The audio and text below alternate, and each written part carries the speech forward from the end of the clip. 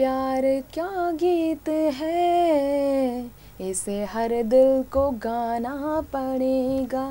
जिंदगी गम का सागर भी है, हंस के उस पार जाना पड़ेगा। इस गाने की ही तरह दिलीप साहब और सायरा बानो की जिंदगी है। इस गाने में जिस तरह से गाने के बोल में कहा गया है, जिंदगी गमों का सागर है। दूसरी लाइन में कहा गया है कि गमों का सागर है और इसे पार करना ही पड़ेगा। दिलीप और सायरा ने ऐसे ही एक नहीं कई बार गमों के सागर के उस पार जाने की कोशिश की और साथ मिलकर हर गम में साथ एक दूसरे का देकर हर मुसीबत का सामना कर एक उदाहरण पेश किया। बिना संतान के, बिना परिवार के, बिना किसी और के, सिर्फ और सिर्फ एक दूसरे की मोहब्बत के सहारे 98 की उम्र में दिलीप साहब अपनी पत्नी के साथ जिस तरह से गुजार रहे हैं अपनी जिंदगी, आसान नहीं है किसी के लिए रिश्ते को बरकरार रखना। एक समय दिलीप और सायरा की शादी में भी आ गई थी दरार, लेकिन फिर भी सायरा की मोहब्बत में थी इतनी शक्ति, सायरा के प्यार में थी इतनी ताकत कि वापस लौट आए दिलीप अपनी पत्नी के पास। लेकिन वही दिलीप साहब जो अभी अपनी बीमारी से हैं परेशान, जिनके पाकिस्तान वाले हवेली को लेकर मचा है बवाल, उस दिलीप साहब की अपनी संपत्ति पर राज करने वाला जब नहीं है कोई वारिस, तो वारिस की बात फिर हुई है। और उस वारिस की बात हुई है जिसका जिक्र खुद दिलीप साहब ने किया था सालों पहले। नमस्कार, आप देख रहे हैं नेक्स्ट 9 न्यूज़। स्वागत है आप सभी का दर्शकों बॉलीवुड अनटोल्ड स्टोरी में, जहां मैं आपकी होस्ट तृप्ति आज आपको बताना चाहूंगी कि कैसे दिलीप साहब अपनी पत्नी सायरा बानो के साथ अपनी जिंदगी में एक समय बुरे सपने की तरह दर्द से गुजरे थे। संतान को खोने का दुख क्या कोई समझ सकता है या शब्दों से बयां किया जा सकता है? बेटे को खो देने का गम क्या कोई सह सकता है? नहीं। लेकिन दिलीप सायरा ने इसे ऐसे सहा कि अपने चेहरे पर शिकंज नहीं लाने का इन्होंने फैसला लिया। आज जानते हैं दिलीप सायरा की जिंदगी का वो सच हमारे इस खास रिपोर्ट के जरिए। बॉलीवुड के ट्रेजेडी किंग दिलीप साहब अपनी जिंदगी में यूं तो अपने हर मुसीबत में अपनी पत्नी सायरा बानो का सपोर्ट पा रहे हैं। सायरा बानो वो अभिनेत्री हैं जिन्होंने जीता जागता प्यार का उदाहरण ऐसे शामिल किया बॉलीवुड इंडस्ट्री में कि आज भी लोग सबसे खूबसूरत जोड़ी के तौर पर दिलीप और सायरा को याद करते आए हैं, क्योंकि दिलीप और सायरा ने अपनी मोहब्बत को उम्र के फासलों से आगे रखा, अपनी मोहब्बत को समाज और दुनिया के इस आलोचना से आगे रखा।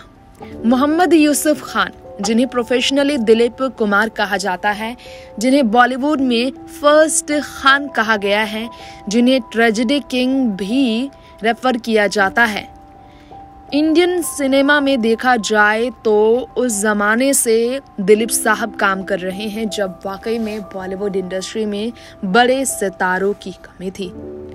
50-60 से लेकर 70 और 80 के दशक तक काम करने वाले दिलीप साहब ने वैसे तो अपनी जिंदगी में कभी भी किसी तरह की कमी सायरा बानो के होते हुए महसूस नहीं की, लेकिन इस उम्र में दिलीप साहब की जिंदगी में देखा जाए तो एक कमी है जिसे सायरा बानो भी चाहकर पूरा नहीं कर सकती। जी हाँ, आपको बताना चाहेंगे हमारी इस रिपोर्ट में दिलीप साहब के ताउम्र पिता ना बनने को लेकर और इसे लेकर कैसे दिलीप साहब ने दर्द छलकाया था बीमारी के वक्त, इस पर हम बात करेंगे आप सभी के बीच। जी हाँ, खुद अपने ऑटोबायोग्राफी में दिलीप साहब ने बताया था बच्चे को लेकर।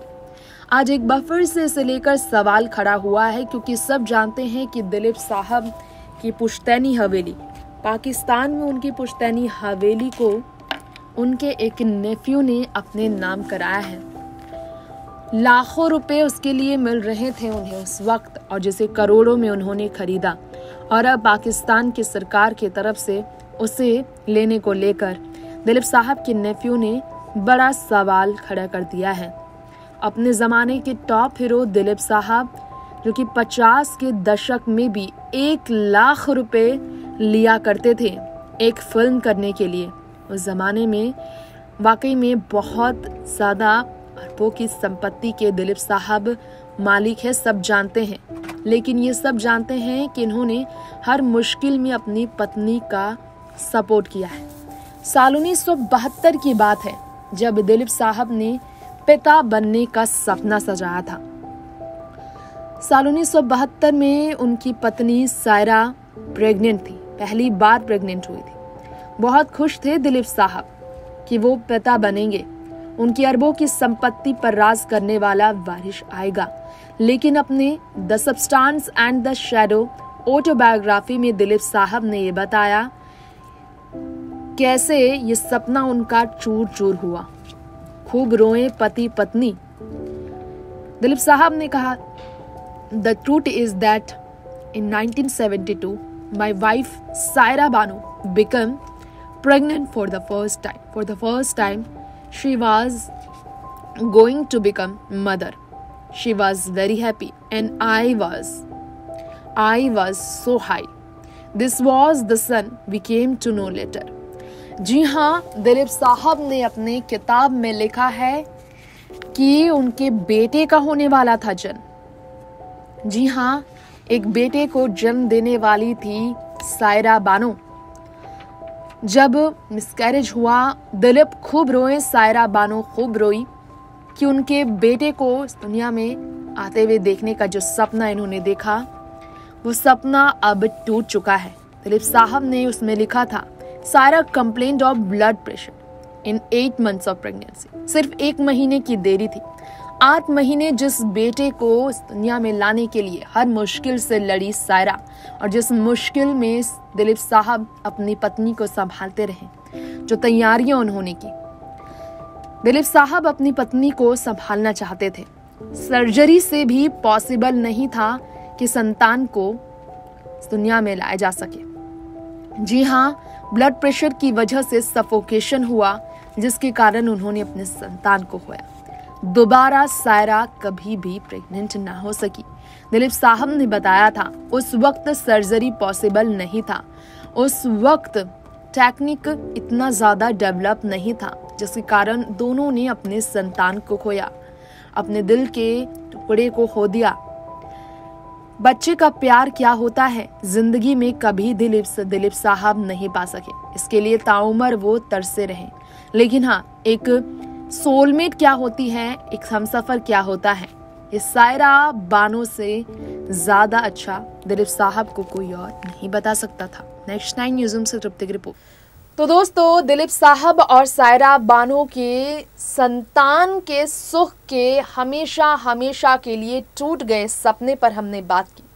लेकिन मोहब्बत के बारे में बात हो तो सायरा और दिलीप की मोहब्बत के आगे बॉलीवुड की अच्छी लव स्टोरी भी फीकी पड़ जाती है, क्योंकि वाकई में इन्होंने फिल्म की तरह अपनी जिंदगी को एक एग्जाम्पल बनाया है। खैर दोस्तों, बॉलीवुड अनटोल्ड स्टोरी हमारे इस खास प्रोग्राम के आज के स्पेशल एपिसोड में इतना ही। अगली बार फिर लौटेंगे ऐसे ही फिल्मी दुनिया के तमाम बड़े मशहूर हस्तियों की असल जिंदगी की कुछ ऐसी ही अनसुनी कहानियां आपके बीच पेश करने के लिए। तब तक के लिए हिंदी सिनेमा और एंटरटेनमेंट की दुनिया के साथ आप बने रहें, तो इसके लिए आप हमारे चैनल को सब्सक्राइब करें, बेल आइकन को दबाएं, और अगर आपको पसंद आया हो हमारा ये शो तो कमेंट बॉक्स में कमेंट करके ज़रूर बताएं। नमस्कार।